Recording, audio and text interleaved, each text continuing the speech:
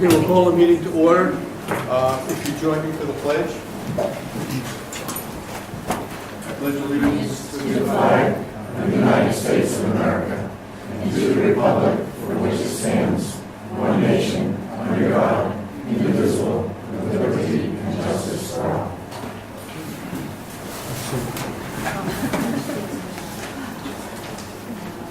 Well, first, thank you all for coming tonight. It's nice to have some folks in the audience for a change. Agenda review. Yes, I would like to add 91A, and if you could put that right under field trip request. Okay. And then under D, that should also have action next to it. Okay. Excellent. Acceptance of the minutes of the June 4th meeting. So moved. Second. It's been moved and seconded. Any comments, corrections, omissions, errors? If you're hearing none, all those in favor, signify by saying aye. Aye. Opposed? Any abstentions? Chair votes aye. Thank you. Okay, public input. This is about 15 minutes if we want to take that amount of time for anything that you'd like to address the board on. And there'll be an opportunity at the end of the meeting as well for additional public input. Yes, sir. Oh, thank you, Mr. Woodward. My name is Marcus Quint. I'm speaking on behalf of Team Wolfboro, which is a concerned group of citizens from Wolfboro who are taking to heart the drug epidemic that's affecting New Hampshire and the United States at large, particularly in our new hometown. We're economic refugees from New Jersey, so we're recent converts to the way of life up here. We love it. It's a great community. We have little girls. So we have a vested interest in what goes on for a third of their life. It should be under the roofs of the schools in the area. So if you'll just indulge me for a few minutes, bottom line up front is that we'd like to convince the members of the school board and the school administration to reinstitute the youth risk behavior assessment, the CDC-driven statistical analysis tool, to get us a feeling of where we are with our kids, what their attitudes are towards risk behavior, in particular drugs, as part of a broader strategy to combat the problem. Not dictating terms on the strategy itself, but that's basically the thrust of this brief presentation. And I promise if I go more than 4 more minutes, you got to give me the hook. I'm a retired Air Force colonel, flew fighters. I guess I'm in the company of another fighter pilot. I noticed that the tag. I guess we could shoot our watches later and talk about that. But thank you, sir, for your service. And your generation was a lot harder than my generation. These people would always thank me for my service, and I don't think you always got that treatment. So thank you for your service during a tough time. Welcome to your area. Yeah, appreciate that. I'm a strong advocate of mathematical modeling. I was the director of safety in the Air National, for the entire Air National Guard as part of my career repertoire, if you will. And statistical modeling is a super important tool if you have a problem you want to solve. If you care about it, you measure it. From what I understand, the last time the survey was conducted in Kingswood was 2011. 2 whole classes of freshmen have graduated since that time. I think it's time to refresh the data so we can attack the problem. And I'm just going to share a brief anecdote to make this interesting. In World War II, there was a group called the Statistics Research Group. They were like the Manhattan Project, but they were geeks with slide rules. And they worked near Columbia University in Manhattan. And they would try to solve with math many of the vexing problems that we confronted during the war. One of the big problems we had were airplanes were getting shot a lot over Europe. In 1943, things weren't going so great. They were about to go great, though. So it's just the SRG, I'll just call him, under his name was Abraham Voll. They were tasked with figuring out a way to economically put armor on fighter aircraft to make them more survivable without giving up a lot of maneuverability, so they could do their job protecting the bombers, taking it downtown to the Reich, and bringing them home safely. So the data they used were bullet holes. They divided airplanes up into 4 sections and said how many bullet holes we're getting per section. And it went from engines 1.1, fuselage 1.73, fuel system 1.55, the rest of the plane 1.8. Where do we put the armor where we'll have the most impact, economically speaking?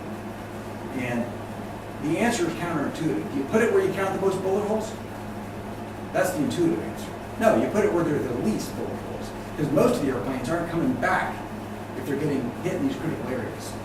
It's a cool story about where we put our money. We decided to beef up the armor around the engines is the bottom line of that story. Why? That was where the fewest bullet holes were being counted, because most of the airplanes were getting hit in the engine weren't coming out. So counterintuitive approach using mathematical modeling. I use it as an attention getter instead of a dirty joke. I hope it's more appropriate than what I'm usually spewing. But in any event, a lot of the story I just shared, I've already stated the objective. I would ask that we refresh this data and use it as part of the broader strategy to be determined. It costs virtually nothing to conduct the test, except a little bit of time.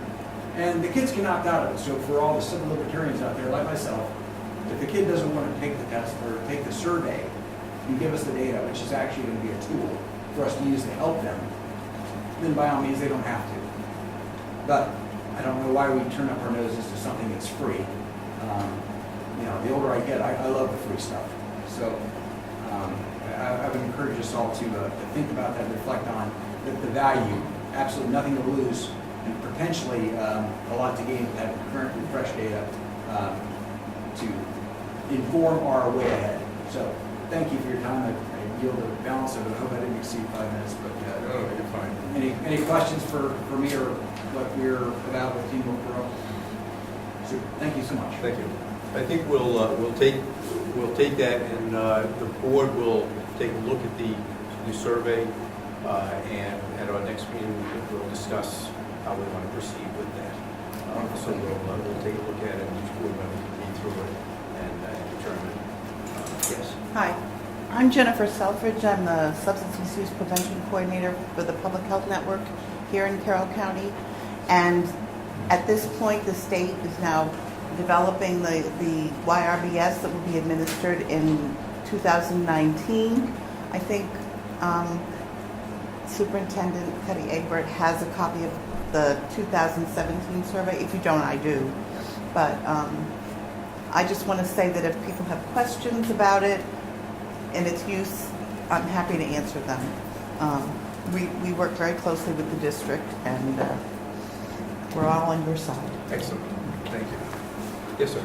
Yes, I'm Bob Matz, and I'm also with Team Wilbur. I just want to make sure everybody received the data that we sent out. Yes. So, okay, so you can, Yeah. okay. So we'll review it and understand what what your requests are, obviously, and at our next board meeting we'll address the process. Okay. All right, any other public input at this point? Can I ask another question? Sure. On the May meeting, it was stated about backgroundchecks.org that I think you were rated 16 out of 106 schools or school districts. How can I obtain that data? You just go to backgroundchecks.org. I've gone to that. All it does talks about is criminal checks. It doesn't talk about schools. And that's what my concern is. I believe that data came from the state of New Hampshire Department of Education. That was grading us compared to the other SAUs in the state. Yeah, I'd have to I go wrote a back. letter to the editor about that, and we were like 16th out of 100 SAUs in the state. Because whenever I go looking for a New Hampshire school ranking, I either get U.S. News and Report, or I get, school, Grade schools. there's a school ranking. Right. And in both of those, U.S. News and Report ranked 91 schools in New Hampshire. We didn't make those. And the other one is School Digger, and they ranked 155, but we're about 106. Kingswood is like 49 out of 82 high schools. So that's why this background checks is totally different from anything I've seen in the past.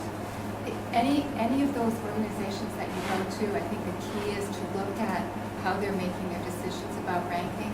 So any one of those organizations might have the school district or any of our schools ranked very differently, and you never know what the basis for that Yeah, I mean, ranking it is. appears that, School Digger had the most data, because they ranked year by year in the math and the reading assessment scores, and they also ranked the school district. But I'm just looking, this is, And as I was that- looking back at your minutes, I was just trying to figure out how I could get that background checks. You know, that was an email that I received from the Department of Ed because I didn't even know that we were listed in that, so I'm gonna have to go back and dig. Find it. So can you forward that to Team Wolfboro? When I find it, yeah. Okay, thank you. Anyone else? Okay, let's move on to the superintendent's reports. Okay, well, Sam Dene is not with us tonight, but he is our new representative from the high school to the school board.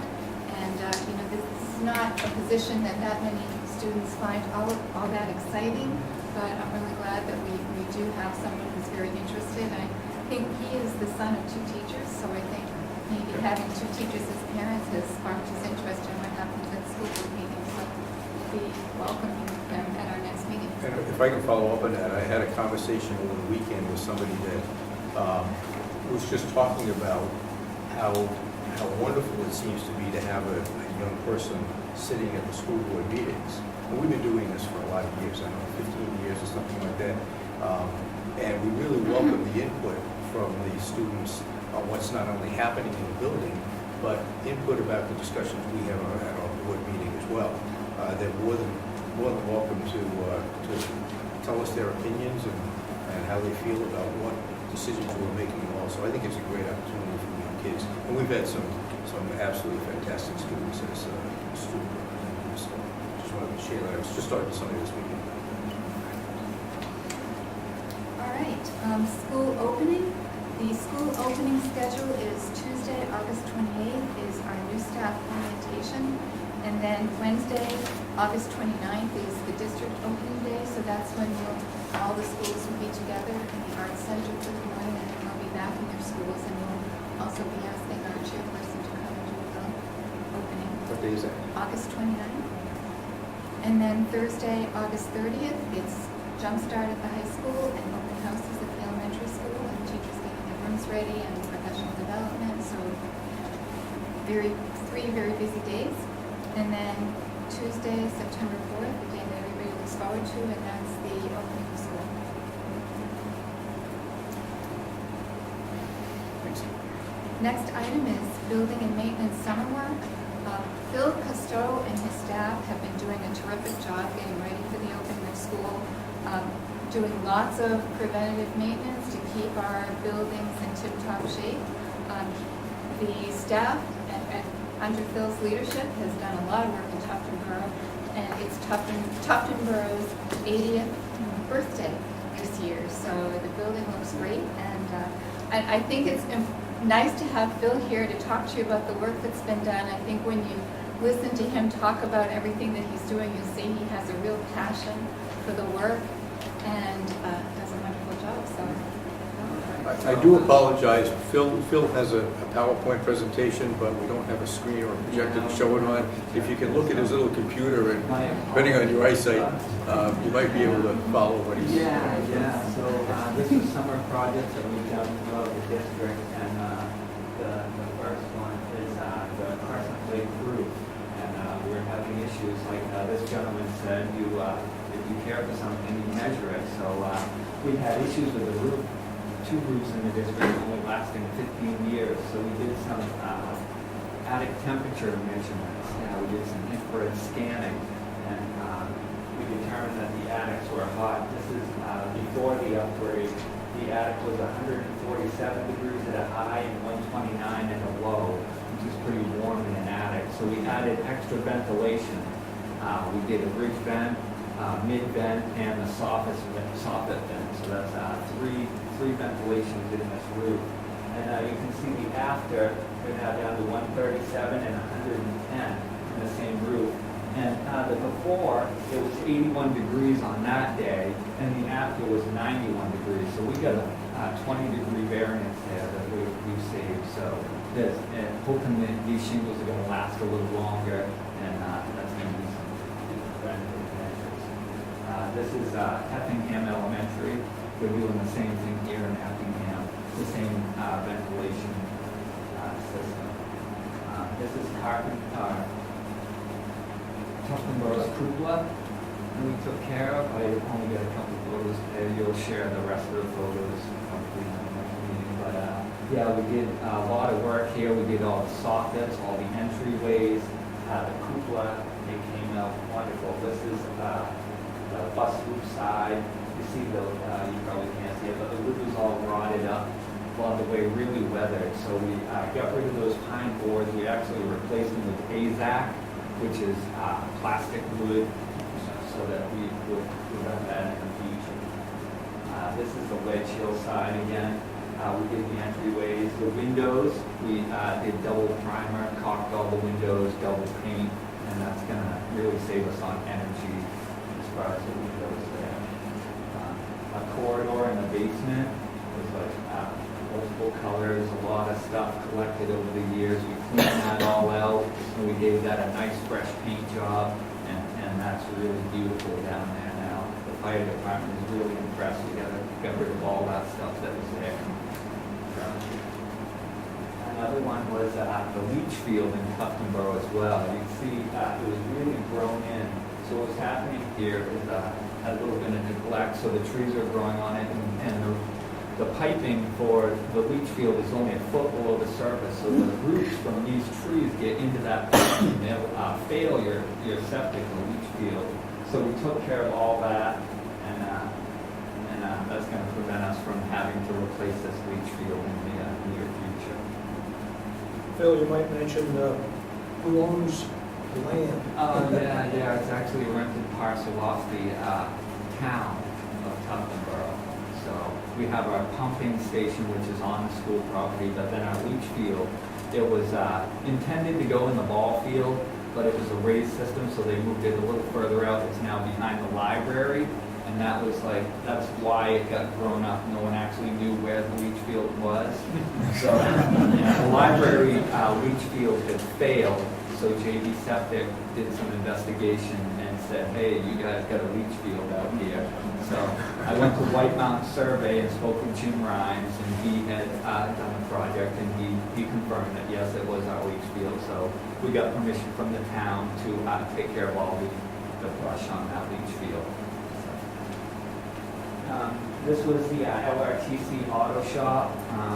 It's 10 years since renovations. Next year will be 10 years. So with the auto shop, you get grease and oils and debris. So we just gave the auto shop a really nice freshening up, kept everything off, and as well as the corridors of the LRTC down in the auto area. Really, I wish I had a projector because you really see the shine. Really nice work. So this is the back of the middle school.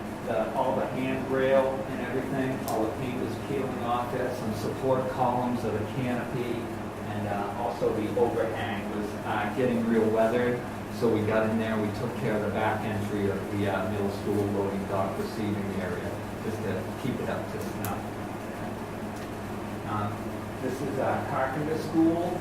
Last year we did the cupola at Carpenter School. It came out really well. We made it back to the side entrance doors, town hall side, and yellow outside Pickering House side. So we made it that far. We're hoping to get around the back side, finish up the soffit. I know I already pointed some of it out there, but there's 4 guys on the maintenance team. We have 10 buildings, so we're making our rounds, and we'll get there for sure.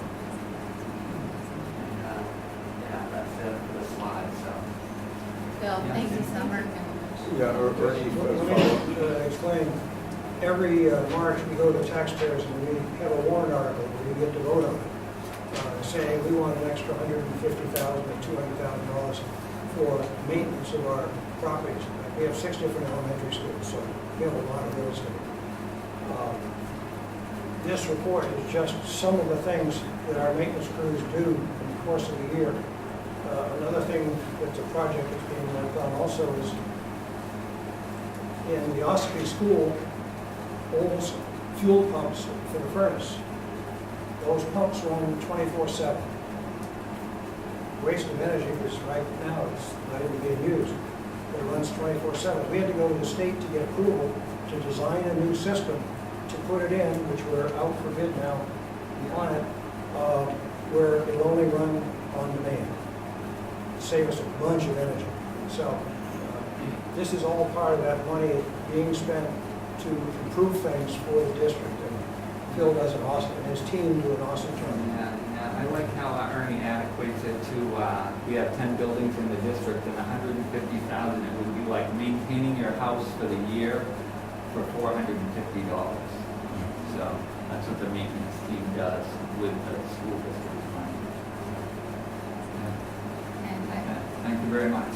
Bill, I also want to make a comment, Kathy, I'm going to talk about your tour around the district a little bit.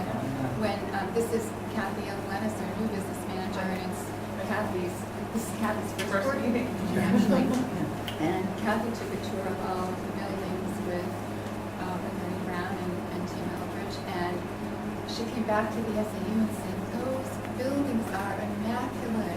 They're so beautiful, the floors shine, everything is clean, they're just so well taken care of. So when someone comes from other school districts to take a look, it's really obvious the pride that you and the staff have in taking care of everything.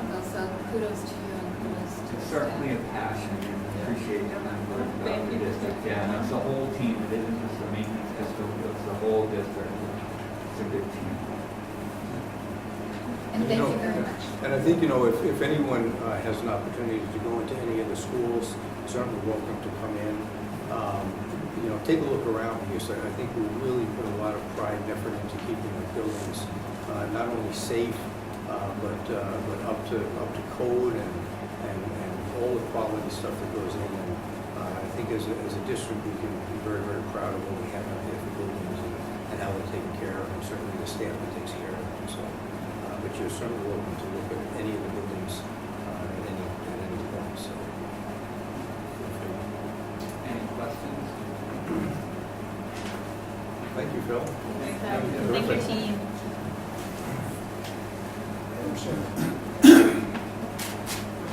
The next item is community operations. As some of you may know, Wolfboro is in the process of developing a comprehensive emergency operations plan, and we have someone on that team. It's actually our head of custodial services, Lisa Rogers. So Lisa's been keeping me informed. And then about a week ago, Kathy, myself, Lisa met with Jim Pinio, who is the emergency operations officer for the town of Wolfboro. And of course, he's looking for emergency shelters. Right now, the Art Center is an emergency shelter, and we were just certified, I believe this past week, by the Red Cross.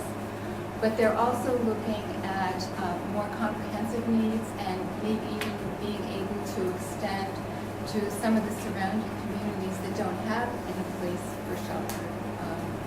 And they're looking to use the high school.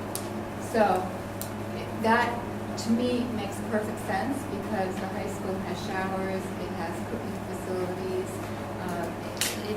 I think it very much makes sense as an emergency operations center. The one thing that will need to be worked on will be a generator because we don't have a full generator, we only have a partial generator.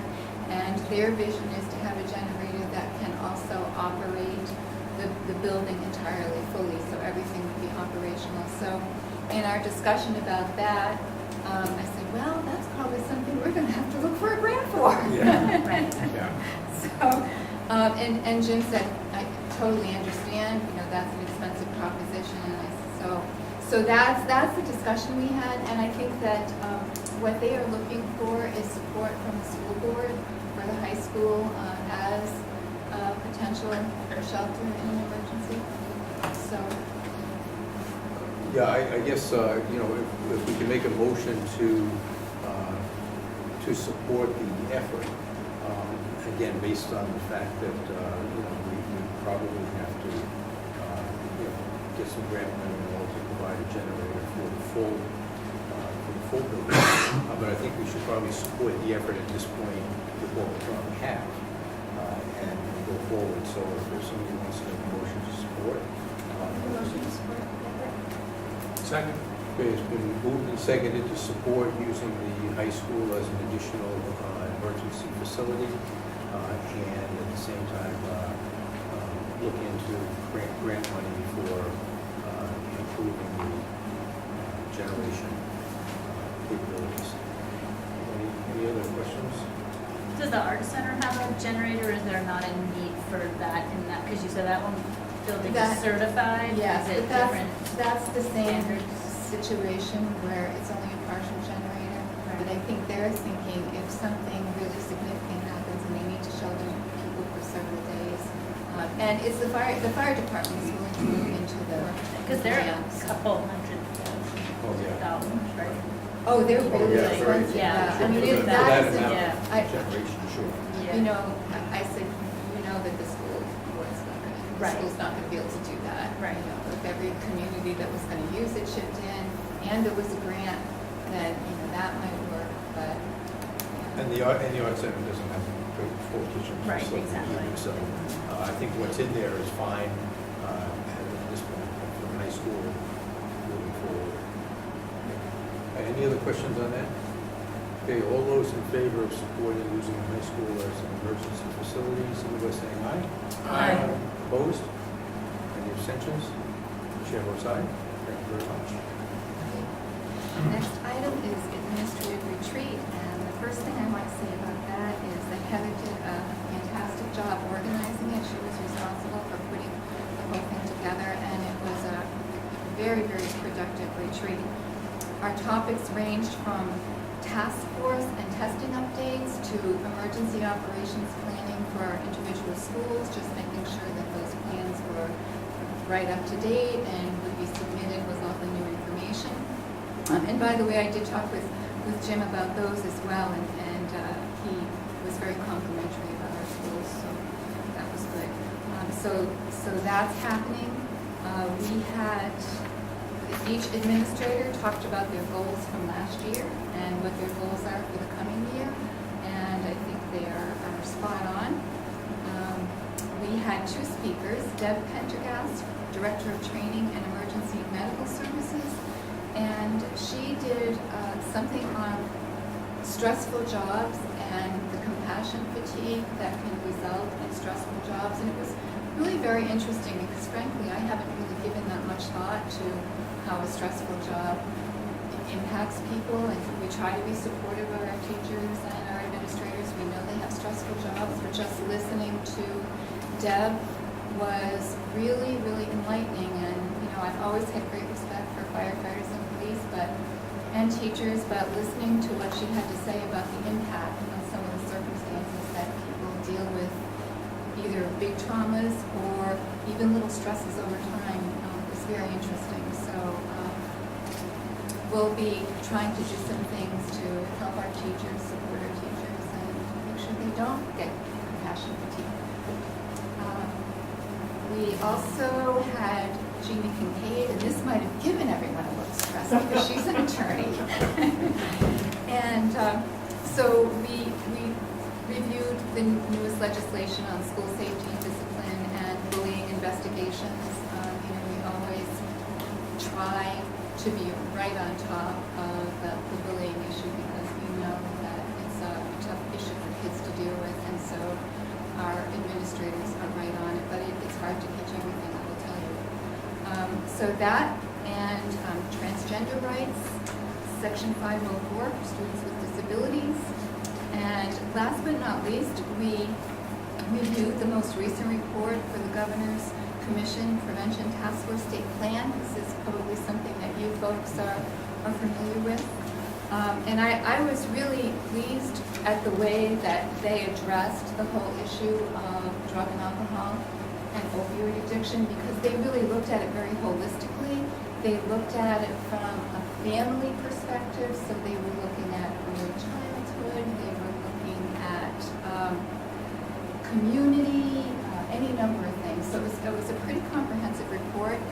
And I was very pleased to see that they talked a lot about adverse childhood experiences and how and that's of course one of the things that our teachers have been trained in, and the effect that can have later on. as far as drug and alcohol involvement for children. So I was pleased to see, yep, they're right in line with where we are. They also talked about multi-tier systems of support, and I really didn't think that they would get into these kinds of things, but these are the kinds of things that we have in our school. We have a multi-tier system of support in every school, so I was pleased to see that. One recommendation for intervention in the report, we do not currently have in place, but it was supposed to be actually on the board agenda for tonight. It was the Life of an Athlete program, but the person who would have been responsible for that program is moving on to another job. So we're going to wait until we get a person there up and running, and then the athletic director will be here, possibly with the principal, to talk with you about the program. And you can let us know if that's something that you feel is appropriate. So. Well, Life of an Athlete came from the New Hampshire School Board Association. I'm on that board as well, and it's really been pushed over the last several years, and quite a few school districts have picked up on it. And it's really a great program to get the athletes focused not just on the sport itself, but in their whole experience and their whole life activities. So it's really a great program, and hopefully we'll get that moving forward. I have to agree. I've worked in other districts where Life of an Athlete has taken on a life of its own, and now the Timberlane district has now Life of an Owl. Some of the processes and procedures for how you deal with kids experimenting are all very multidisciplinary. It's an educational process, and I've been doing prevention for a really long time, and I thought the approach, this was actually started in New York State, and the approach is your athletic prowess is impacted by how you treat your body. And it involves parents, I would encourage you, and if you want somebody from the association to come, I know just the person. Yeah. That's great. Great, thank you. Kathy, a question. The principals shared their goals with you. Did you share those with the board? Sure. I appreciate this. Okay, next item is assurances for grants, trust funds, and authorization to suspend. Yeah, these are standard that we vote on each year and sign off as a board. The first one, it says, we, the Governor of Wentworth Regional School Board, authorize Superintendent Kathy Cuddy-Egbert, Assistant Superintendent Heather R. Cummings, Visit Administrator Kathy O'Manis, and/or Director of Curriculum Katie Hills to sign the assurances for all grants and requests to and from the trust funds. That's a standard procedure, so we need a motion to approve that assurance. So moved. Okay, it's been moved and seconded. Any questions on that? Okay, all those in favor, so by saying aye. Aye. Opposed? Chair votes aye. Thank you. And the second one is, we, the Governor of Wentworth Regional School Board, authorize Kathy Cuddy-Egbert, Superintendent of Schools, and Heather R. Cummings, Assistant Superintendent, and as our representatives, and authorize them to suspend students from school for up to 10 days in accordance with RSA 193:1B. The superintendent may designate this authority to the school principals and assistant principals. Furthermore, the superintendent and assistant superintendent are authorized, following a hearing, to continue the suspension of a pupil for a period in excess of 10 days for a total of 20 days. Again, it's standard procedure following the RSAs. Fortunately, we don't have to limit that very often. So moved. Second. Okay, moved and seconded. Any other questions on that? Okay, all those in favor, signify by saying aye. Aye. Opposed? Chair votes aye. Thank you, and we'll all sign that before we. And the next one is a really happy thing. Jen Comeau, social studies teacher at the high school, applied to the New Hampshire Charitable Foundation for a grant so that she could take her students on more experiential field trips, primarily to Boston, to some museums, and to some lectures and symposiums. And the amount that she applied for, $2,400, was funded in involved by the New Hampshire Charitable Association. So kudos to Jen she is one who always goes above and beyond. She's always doing something extra for the kids, and this is just another one of the positive things that she's done. So we will be sending a letter of thanks to the Charitable Foundation, and I already sent a letter of thanks to Jen, or no thanks to Jen. Kathy, I motion to move for a month. I imagine yes. I've got it right here, so. We will move for a fund. Yes. Okay, good.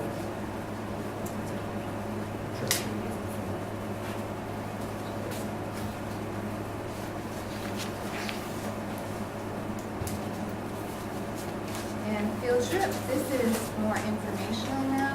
The field trips coming up are FFA, Future Farmers of America Leadership Training, and they will be staying overnight at farm to do farming and some leadership activities related to farming. And that is August 25th and 26th. Linda has the sheets if you'd like to see them. And then we have a 6th grade trip to Mara Vista, and that's the typical 6th grade trip that Tufton Borough takes every year, and that's September 14th and 15th. So we have that information to go on. Do I have what we do? Because we didn't have that in our package. Because it's information, I guess, right now, that you said, but we've, Have Remember, we changed approved the these? policy, Oh, that's right, too. Yeah, That's right, too. so, but that's okay, let's That's right, too. Seven. I keep pressing down. You got what you were saying. just figured. Yep, no, that's good. Well, I know for a fact that Tufton Borough of Mara Vista is a great opportunity for the kids every year to go to.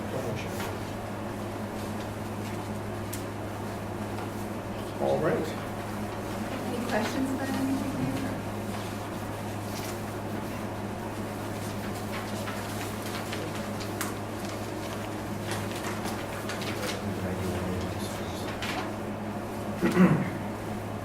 Okay, the next item I have is what I added to the agenda. It's about a 91A request that we received.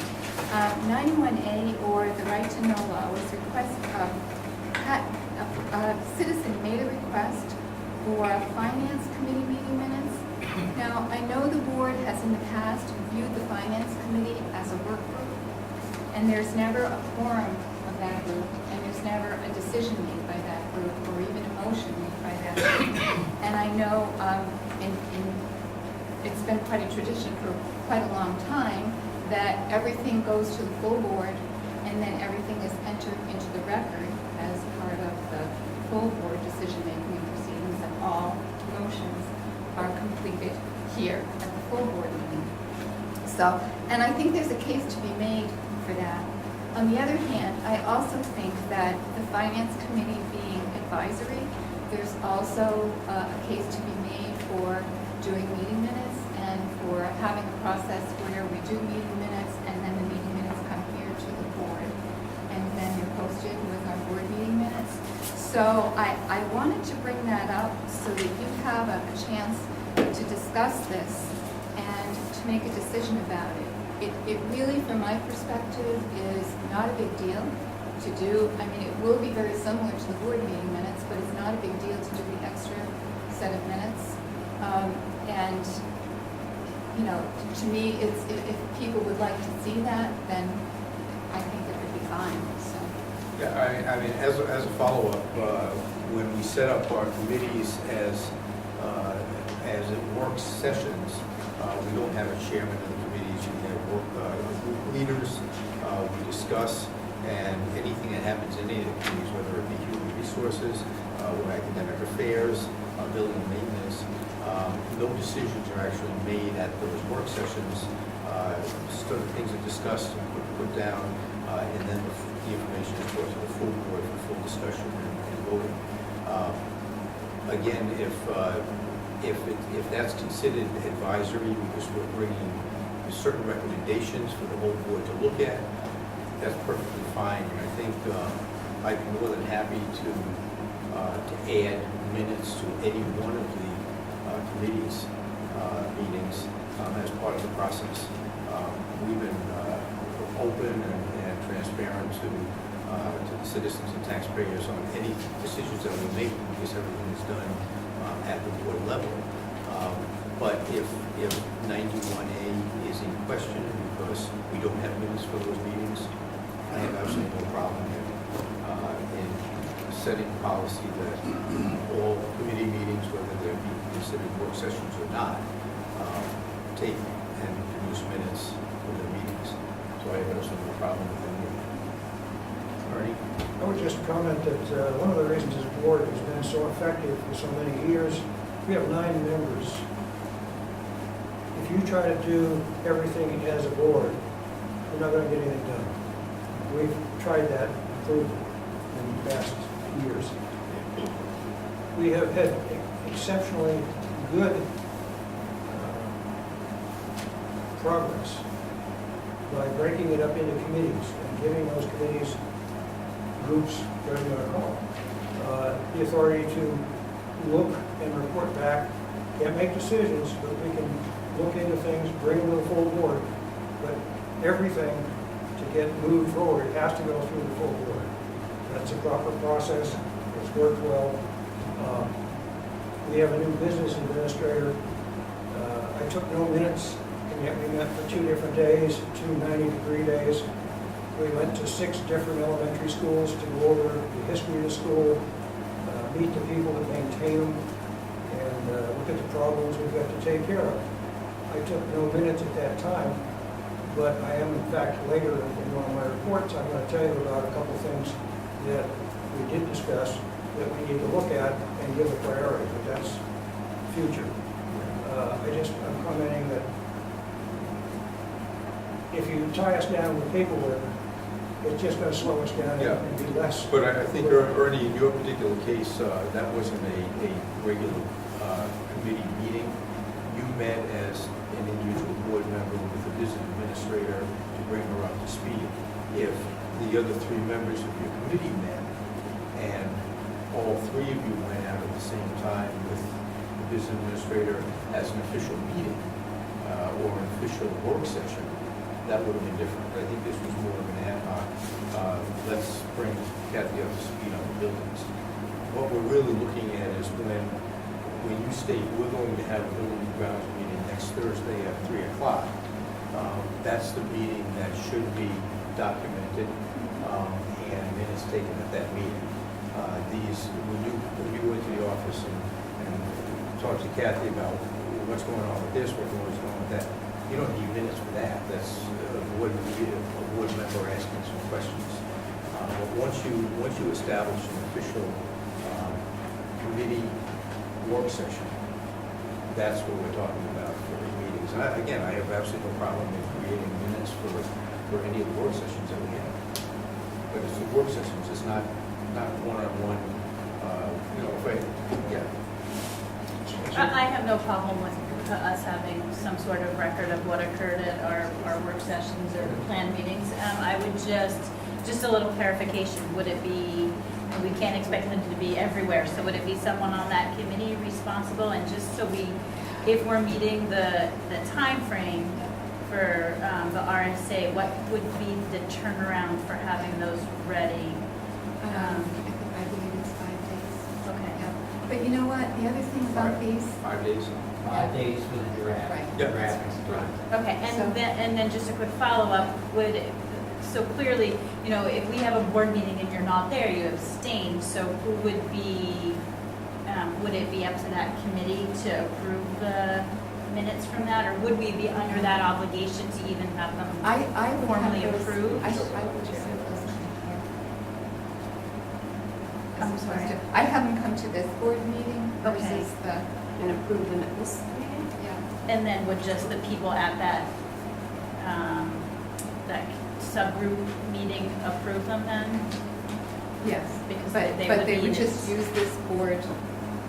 They wouldn't have a Right. separate meeting, Right. obviously, Right. but, okay, all right, just And- kind of the housekeeping. And the other thing of it. is that, you know, former superintendent used to say this, they're minutes, not hours. So, Right. you know, Right, they're right. really, I mean, basically you want to cover what the topics What did we- yeah. are. Right, it's That's not it, 'cause you're verbatim not- of what's said, it's, Right. it's just, you know, What we snapshots covered. of what items were covered, and it's just, And no decisions. you Right. know. Because So, they don't have so, to. right, so we don't Right. write the decisions, because they don't have to. So, Sure. right, so I think we just make that, that standard procedure, that from here on, as committees have their work sessions, that we have the minutes taken, and the minutes are presented at the next school board meeting. And what I've found in other outside school board, other small groups I've worked in, even if we had like a template we worked off of, so that it, you know, who was there, you know, what were the action items for us, you know, we're gonna bring this to the board, or Yeah. we're gonna meet and just further discuss this at our next meeting, that might be helpful I for us. actually planned on doing that, perfect, so that's, All right, I think we're good with that? Okay. I really don't have anything for New Hampshire School Board Association. They've been having some work sessions on new school board member training, superintendent and school board chair relationships, that type of thing.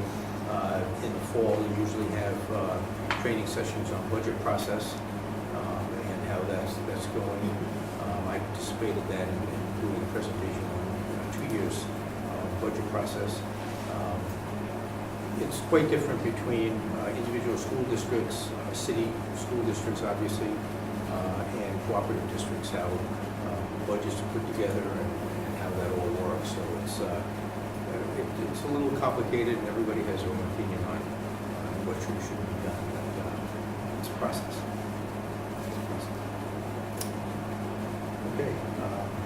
I don't have any correspondence or anything this time. Okay. All right, let's go on to committee reports. Academic affairs. Not met. Wendy is not here, so. The okay. committee has not met since the school year ended. Okay.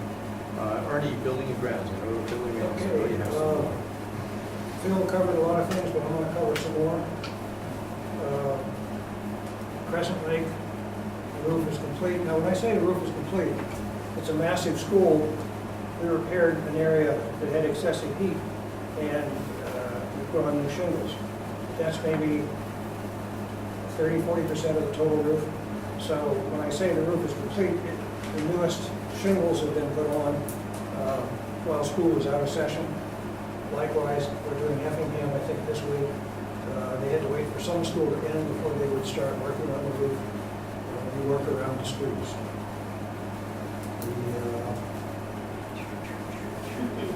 See, Phil did most of my report over here, so. I think there are pictures. And I already mentioned the fuel pumps, which is a big consumer of energy, and we're going to fix that. Can somebody tell me where we are on that contract to do that? Right now, it's currently in the state of New Hampshire DES, and they're going to the bidding section. Okay, last I heard, I thought the state had approved it. Good design. Design, right, yeah, and now.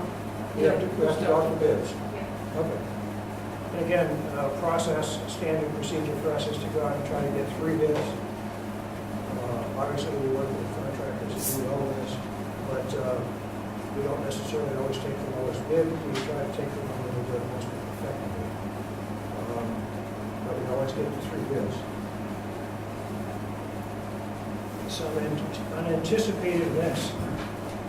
For those of you that know the Art Center, we have a cantilever roof, flat roofs on the side, we collect all the water. That water is used to water the ball fields and flush the toilets. However, the pump for the irrigation of toilets at the Art Center needs to be replaced. Now, that's the bad news. The good news is our architect had us put in 2 pumps. So we're still in business. We have redundancy, which is so important for our operation. But this is the kind of thing that we're really working on that you don't always know about. Likewise, the middle school and high school, the HVAC system, we had 2 control boards and a turn motor that failed, and we're replacing them this summer. The Effingham roof replacement is en route. On the way.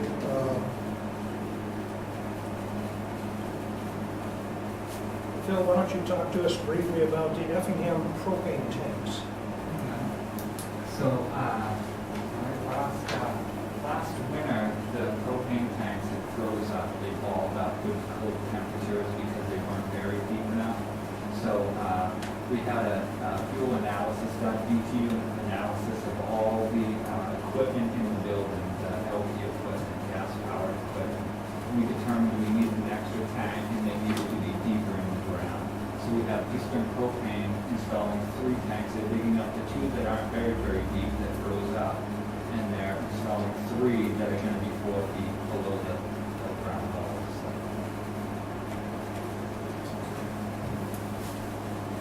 It does get cold around here in the winter, especially if you're in New Jersey. It's very cold.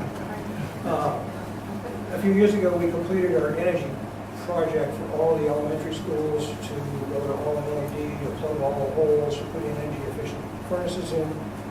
But in the process, we had a couple of things that we couldn't afford to put in the project at that time. And that's in Tufton Borough. The original building was built in 1938, and it still has windows with the weights in the sash going up and down, and they're not very energy efficient. So that's one of the projects that, if we can find the money in our budget as we go forward, we hope to address this to improve the energy efficiency of that building. The second thing is the New Durham School has one wall, it's cowl wall. Now, cowl wall is plastic. Our factor of 2.1. So it's not really very energy efficient, but there's so much of it that we didn't have the money to do it at that time. And again, this is another project that we feel will help pay for itself with savings in energy. So the Building and Maintenance Committee will continue to look at this and see if we can't move forward on these 2 particular issues if money becomes available. And I'll just leave it at that. And that's it, other than the committee took Kathy around, Kathy Moe, to look at all of the elementary schools. Sometime in the next 2 weeks, we're going to go around to the Art Center, the high school, the middle school, and the Lakes Region Technology Center to show her everything that's there for the facilities. And for those of you that are new, that is all geothermal. All lighting is LED. When it was 10 below zero, our geothermal system was working at 19% capacity. Just loafing along. This is a very efficient system. So I'll show her where we hid the in-floor heating. And, if you go to the Art Center, it's wonderful in there. The acoustics are phenomenal. And the system actually measures the amount of CO2 from the people in there to determine how much fresh air lets in. It's that efficient, the system. It's beautiful. Biggest problem is people usually in the middle of summer, they forgot to swear because it's a little cool. And I think I've gone along long enough, Mr. Chairman. Thank you. Thank you. Don't tell them where the pool is. Speaking, yeah. Where? And speaking of the Art Center and the Kingswood project, I always love to take the opportunity to thank the taxpayers for supporting that effort. It's been almost 10 years ago, but that effort was certainly something that we should all be very proud of as residents of this district. It just changed Kingswood completely. It was a great project, and the support was tremendous from the taxpayers and the residents of the district. So thank you again. Finance Committee, our report on finance. There's been some discussion certainly about how our budgets are put together and all that, and I'd like to take just a couple of minutes to explain the process that we go through and what opportunities the taxpayers have to look at the budget. The initial process starts with the building administrators, for the most part, sending in their requests to the SAU office.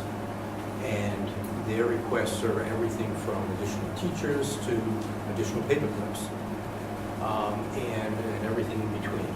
And those requests come into the SAU office, and the business administrator and the superintendent take those. In years past, the board used to look at all that detail and take our red, you don't need that many paper clips, you don't need this. Well, we don't really know that as board members. We don't deal with the administration in their building every day. But the superintendent and the business administrator know that process.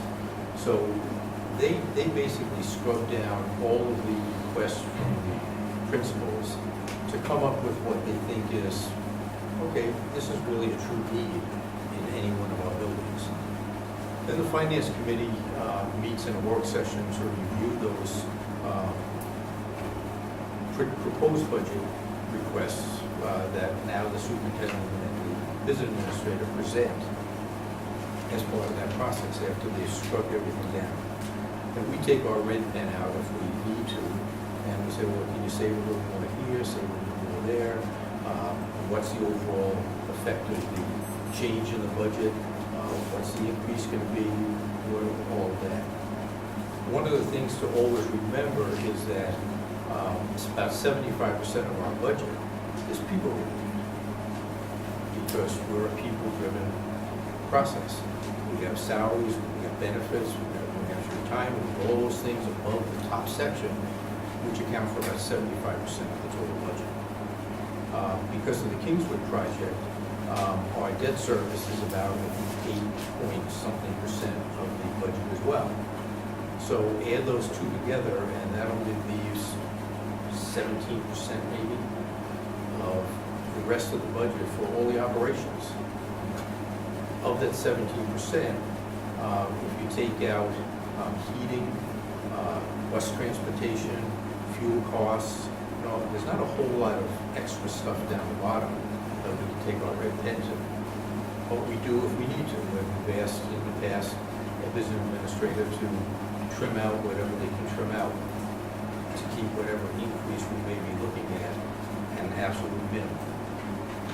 After that process is completed and we come up with what we think is our best effort for a proposed budget, the superintendent and business administrator put together a PowerPoint presentation, and we have two budget hearings. One is a preliminary budget hearing, which is a posted school board meeting that the public is invited to come to look at the budget, make any suggestions, recommendations, all that they think we might be able to change. And the first is a preliminary budget hearing. The second is the actual final adoption of the budget by the board. Again, the public is invited to both of those and make any suggestions that they want to make. After that's completed, we have the third go-around, which is a deliberative session. And at the deliberative session, we have a full PowerPoint presentation of the entire budget, all of the pieces that make up every single line item. So the budget, the people there can look at it. They can make a motion to modify if they think they want to modify. That's never happened. That's the final step.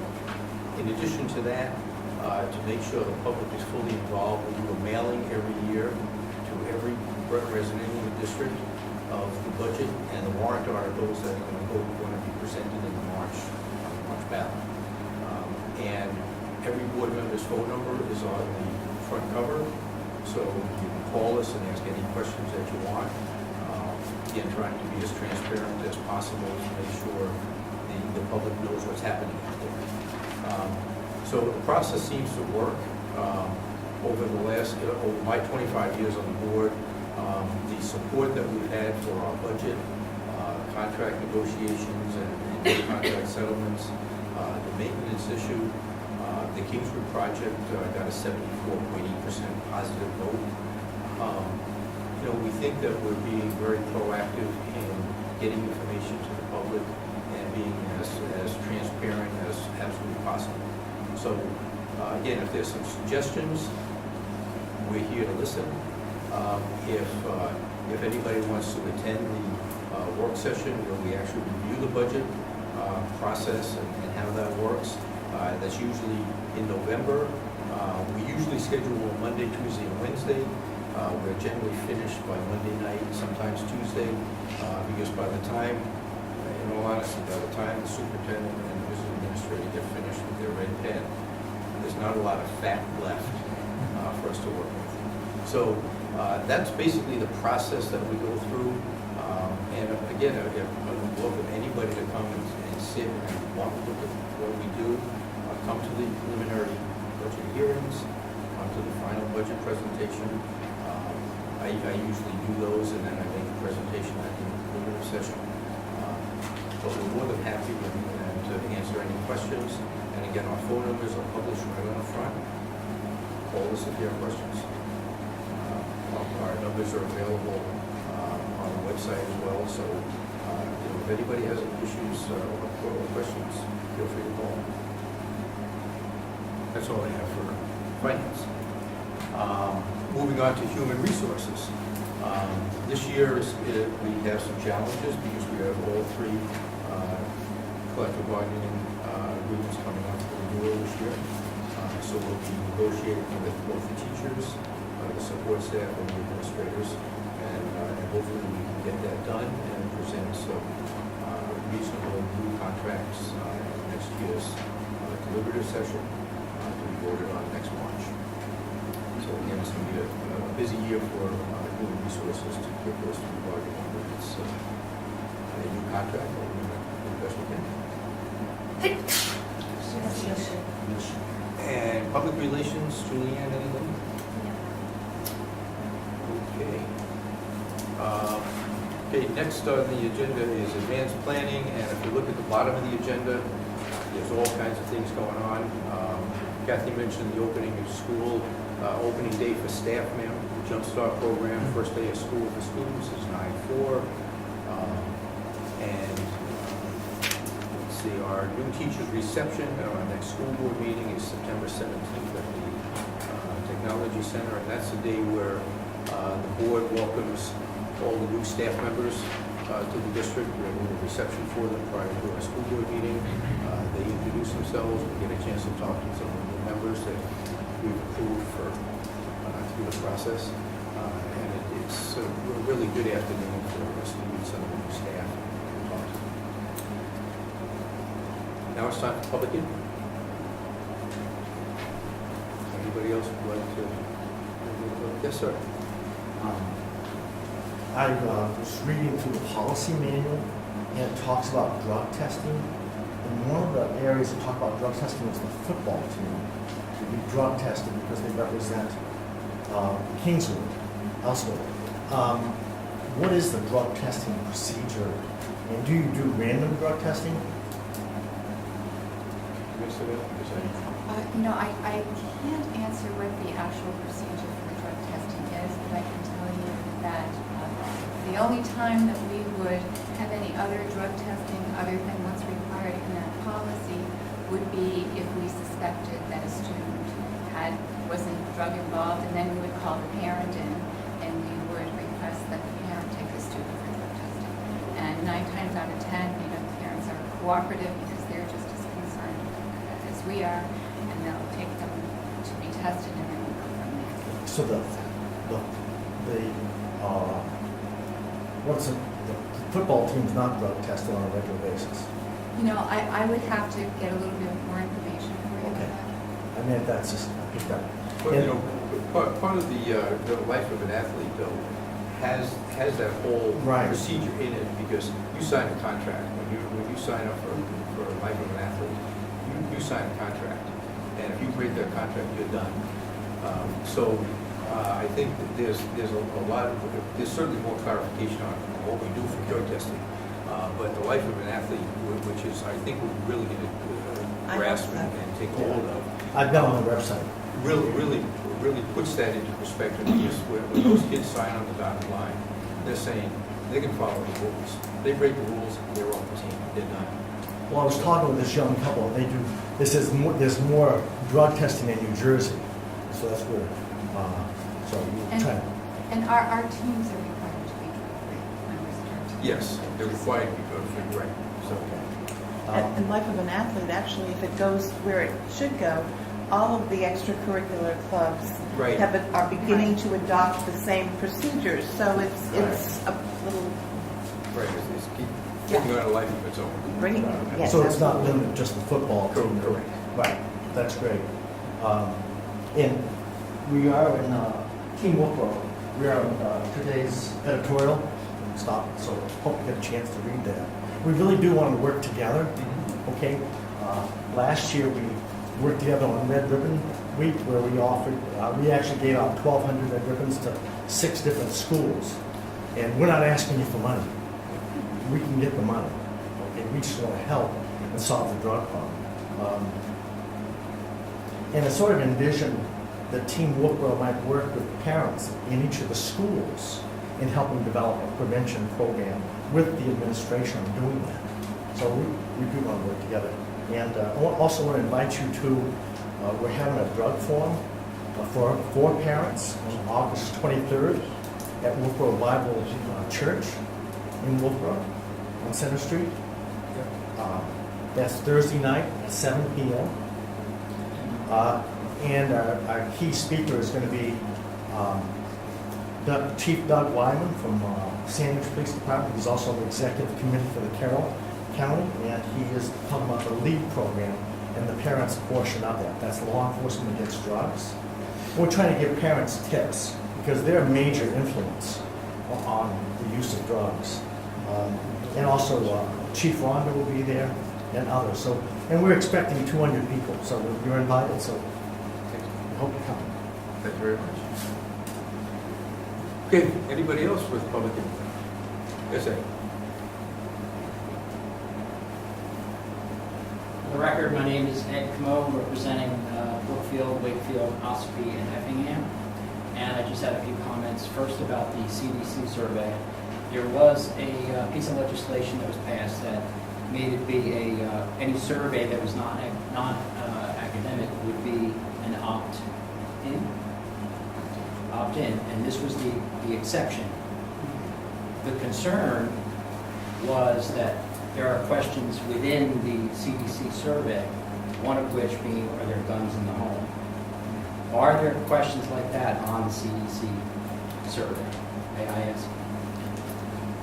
I would imagine there are, as far as risk behavior and whatnot, I can't imagine that guns would be excluded. So my familiarity with the test, I can't speak to. I'm fairly familiar, and I don't recall that particular question, but again, each year the CDC revises and moves things, and then the state of New Hampshire gets involved.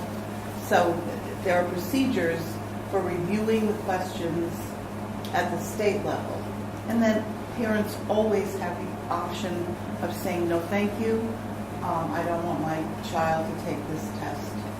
On that note, am I correct to assume that they can have a 10-day review, meaning they'll have the CDC survey available to the public on the website for the schools? So that parents can Most look- districts post it on the website and have it available. Well, they can't post it on the website, but they can have it available in the school office so that a parent can come and look at it, determine whether or not it's appropriate for their child. But it can't be posted because we want children, young people to have the first crack at it when they actually take the survey so that we get more accurate information. I appreciate that point, but it would be good to actually have it electronic on the website because the parents are not going to come in and have time to look at the survey. Well, I I think- understand. No, but interested parents will. If they're concerned about it, I can't imagine, my children are they've navigated this already, but when I was concerned, I went to the school. And I would expect today's parents, as busy as they are, this is a priority for all of us. It was just a concern in the legislature and in a lot of the pro-firearm groups in the state of New Hampshire that were concerned about questions like that are coming from the federal government. So that's one thing. Number two. So I just add, in the 2011 survey, which all the members have results of, that question was not in there. But as Jennifer said, it changes.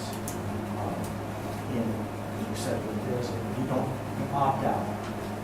And, the packet that we gave them, there was letters of support from the police chief in the area, in the district, and also from Raymond.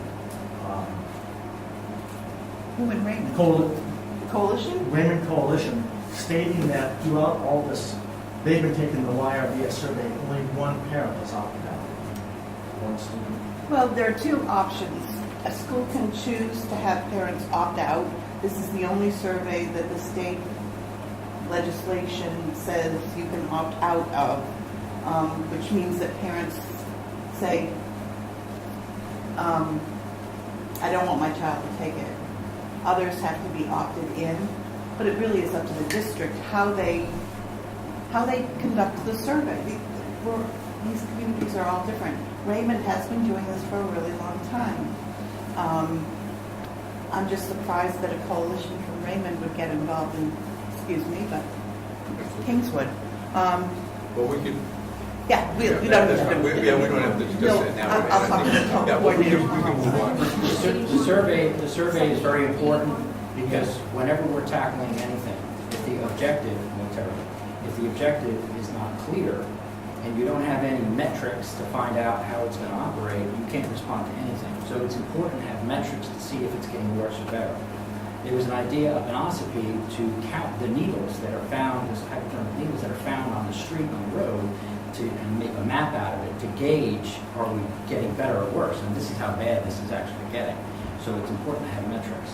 That's I'd like to also add that 70 out of 81 high schools in New Hampshire conduct the YRBS survey. the YRBS, Youth Risk Behavior Survey. So, Okay, next. My next comment is about the area towns and their concerns about the budget.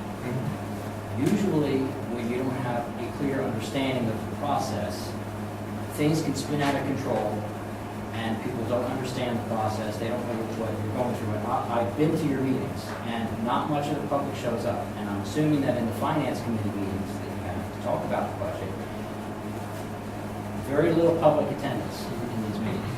So 50% of our republic requires public participation.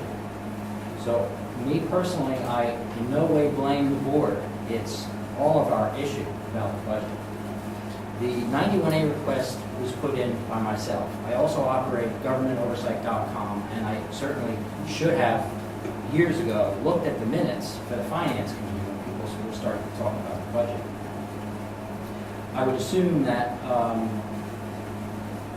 the proposal that you may have heard about to have a meeting, a gathering of all the towns to discuss the budget issue and their concerns.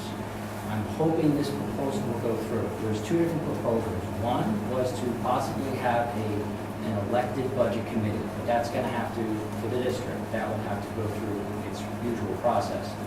The second thing that I was trying to put together was have New Durham, Brookfield, Ossipee, and Effingham come together, Wilbur and Tuftonboro come together to really listen to the concerns, not in a committee meeting, but listen to the process and the concerns, because the fact that there were no minutes taken at a finance committee meeting was stunning to me. And that put in place put in place a lack of confidence. And even though it was not intentional, it gives the impression that there was a lack of transparency. Now, why no one over the years has ever questioned why there were minutes is something different. But I also wanted to know, does the entire board get a 91A class put on by the New Hampshire Municipal Association? Actually, I've spoken with the School Boards Association about coming in September and June, because there are other changes this year that I think it would be great for all of us to really dig into and talk about. So we'll be having a session with the School Boards Association. Because I did send over via email the portions of the 91A law that's very specific. Because you always have to ask yourself, first, is the meeting posted? If If you posted it within 24 hours, it's a meeting. If you are going to meet and it's a subcommittee that's appointed by the main board, that committee has formed its own quorum. So that's usually the rule in all cases, and it lists in 91A any legislative body, governing body, board, commission, committee, agency, or authority of any county, town, municipal corporation, school district, school administrative unit, et cetera, et cetera. So it's clear in here. Transparency is everything, and I'm hoping if everybody would agree to attend this meeting of all the towns. I already went to New Durham, Brookfield, Effingham, Ossipee, and their selectmen are willing to come as one group and talk about this issue.